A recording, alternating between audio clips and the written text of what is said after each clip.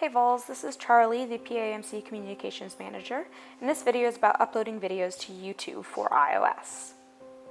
So first you're going to want to go to the regular old YouTube website.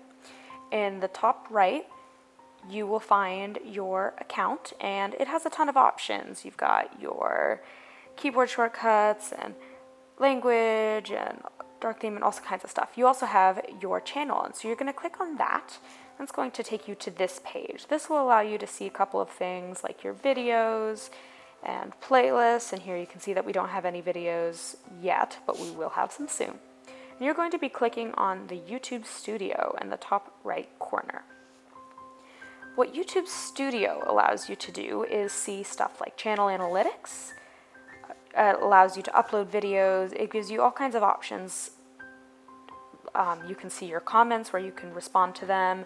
You'll be able to go and look at monetization, which we won't be using, so don't worry about that. You've got an audio library, which we'll talk about more in an upcoming video. And there are a ton of options here. You've got settings, which is pretty cool. It gives you tons of options. But what we're going to do is we're going to stay on the dashboard and use the button where it says Upload Videos. So this is pretty self-explanatory. You're going to click Select File, and in my case, I have a very messy files, but I'm going to go and lovely, my computer naturally is not going to let me upload this, so just give me a second. Here we go. Down here in my photos, I am able to scroll through my photos. Lots of Duolingo screenshots and pictures of my dog. We can ignore that. And here we are. I should have a video coming up pretty soon. I'm going to be uploading a video from a recital I did fairly recently because it is my most recent music-related video. And so here you're going to be changing the title, and I would really prefer that you guys change the title from that mess of letters. I'm going to call this just Charlie's Recital. It should explain very, very briefly what your video is about. So if you're doing a video on embouchure, you can just name it Embouchure for this instrument or Posture for this instrument. And you can use the description if you want. We will give you a description to copy and paste in, or we will add it ourselves as the PAMC team. And it will have stuff like our social media, our website, a link to donate, some basic information about us as a nonprofit. You can skip this for now. You're, of course, welcome to add extra description about your videos, but a lot of that will be already included inside your assignments that you're giving your students, so it isn't super necessary. So you can see it's 0% processed right now. It's already uploaded, but we're just going to have to wait a moment for that to finish. Down here you can also talk about adding it to a playlist. We have these playlists already: flute, music fun videos, and music theory resources. We will eventually have a folder for every instrument, so you can add it to your instrument. Down here you can also look at the audience. So this is going to be whether or not it's made for kids. In our case, is technically yes, it's made by kids and for kids, but we are not going to advertise it as for kids because that will change how it becomes suggested on the YouTube website. So if you're looking at YouTube, that's going to suggest it with other kid videos. So it's going to come up more next to something like Peppa Pig than a two-set video, because two-set videos, for example, are not oriented towards kids, and we want it to come up in a more music-oriented context. It is now finished processing, so we're going to go to visibility a moment. Quickly, you can see more options. There's like paid promotions, tags, subtitles, and such, and a couple of other things. You are welcome to add those things if you want. Those tags are like the little cards that pop up in the little information tab at the top of your video. You're welcome to do that if you want. Here you can add a thumbnail. I'm not very photogenic when I am playing the violin, but I'm going to choose this one because I look slightly less disheveled, and that's just going to be what your student sees. Here we are at the video elements. You can add an end screen if you want, which is, you know, in videos where they have like the little videos in the left and the right corner, as the YouTuber says one final thing, and then sometimes there's like a little link or something like that.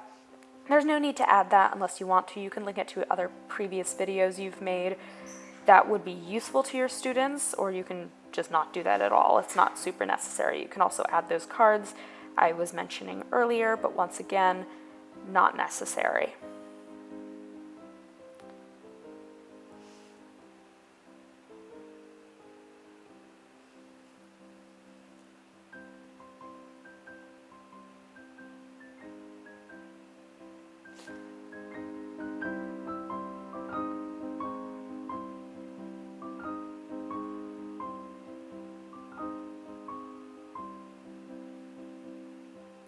So now we're going to move on to visibility by clicking the next button once again. You can also click the little things at the top where it says details, video elements, and visibility, but it is up to you. I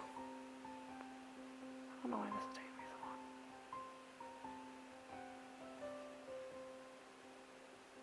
Here we are looking at visibility. So this is one of the most important parts for us to talk about. So here it's automatically set to public. This means anybody can see the video. So if your friend or cousin or whatever is on the internet looking at possible music help videos, they might be able to see this. This is what we're going to do for the majority of our videos, but there's also the option to add them as unlisted, which means that only people with the link can view the video, and the people with that link would only be the students. It's a personal choice. You can discuss it with your parents. If it's going to go public, we would like written permission from your parents unless you're over 18, because I know some of you will be turning 18. And unlisted is a slightly more private option, but not necessary. Also, we won't be setting the videos to private because it's going to make things pretty difficult. It's going to be harder to get our students to view them and harder to get our other volunteers to see them. But if you have any concerns and you would really prefer it to be private, please contact us. You can also schedule a video, but that isn't super useful, as these will be published but not sent out until they're reviewed, and you will not be publishing them. You will have them uploaded as drafts, and the rest of us will publish them. You will also be publishing most likely to your own YouTube account, and then we will be the ones uploading it to the official PAMC account. You can just keep it at the Save or Publish thing at the top and ignore the schedule.